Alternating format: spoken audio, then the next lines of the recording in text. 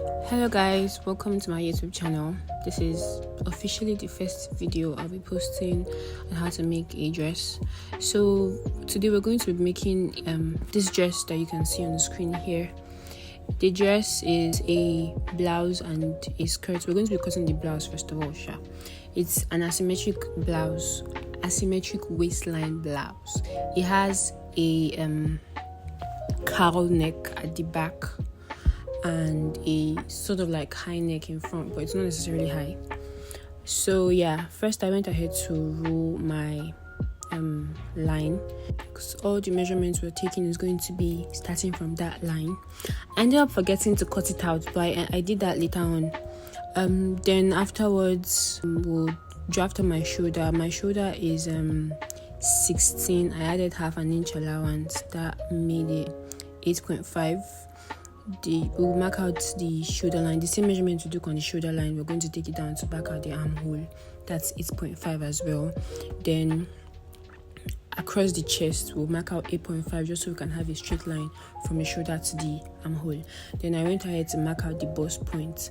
The bust circumference for this was 44. I marked out 44. Then I went ahead to draw a straight line from the shoulder to the chest, the armhole point. Afterwards I extended the line. I drew out the chest line, I drew the waistline and the hip line. Here I'm just using my marker to trace the lines so that they can be visible. After doing that, I marked out my bust circumference, my waist circumference and my hip circumference, all divided by 4. Now we're doing these measurements all divided by 4, for the front part. This is the front part I'm cutting now, but we're dividing by 4. Then I used my French curve to connect the lines from my hip line, waistline and my chest line. Then I added an extra 1.5 inch to the hip line. After doing that, I connected the hip line, the waistline to the chest line. Now after that, I went back to my shoulder and I looked for the midpoint of my shoulder. Where I marked the midpoint, I went in by ½ inch. And on the shoulder line, I went downwards by 1 inch so I could do the shoulder slant. After drawing that, I went down from the armhole depth by 1 inch to replace the 1 inch I took out from the shoulder. Then I marked the midpoint from that 1 inch to the other 1 inch that I replaced, and then I made a curve. Here I was just using my marker to retrace the lines so that the lines would be clearer. Now for this dress, I did not put any darts because I did not feel the need to. Afterwards, I went down from the waistline by 2 inches or 2.5 inches so that I could do the waistline curve. That's the asymmetric part of it.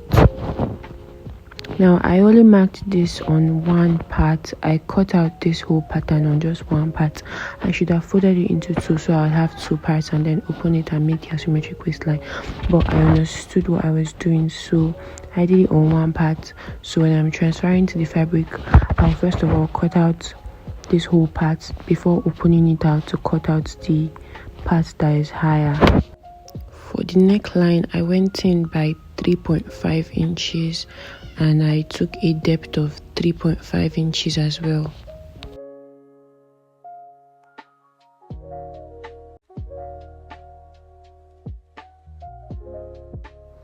So next up, I took the front part that I had just cut and I transferred it to another paper so I could cut out the back part. Now you might be wondering why I am cutting the back. Well, there is no zip allowance or anything. It's the same as the front. It's just that the back has a cowl neck, so I'm supposed to do the cowl neck for the back. That is why I am transferring it to cut out the back. So while I was doing this cowl neck and I ended up splitting all these lines, I was trying to do a slash and spread, but I realized later that it was unnecessary. I could have just cut only one line and open it up. But you could as well do this. It worked, but it was just a little bit unnecessary. Afterwards, I used my ruler to connect the line make the curve and then cut it out so I can transfer to my fabric.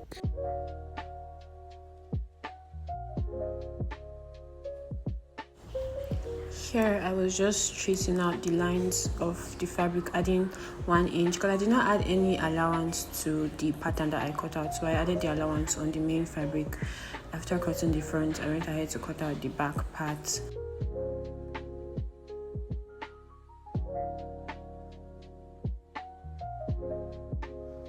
So after that, I put the front and the back together so I'd be able to cut out the asymmetric part, that's the part that is higher. I went down by 1.5 inch from the middle till the edge and I drew a straight line and then I cut that out. Afterwards, I cut out the sleeve of the dress, and after sewing, this is what it looked like.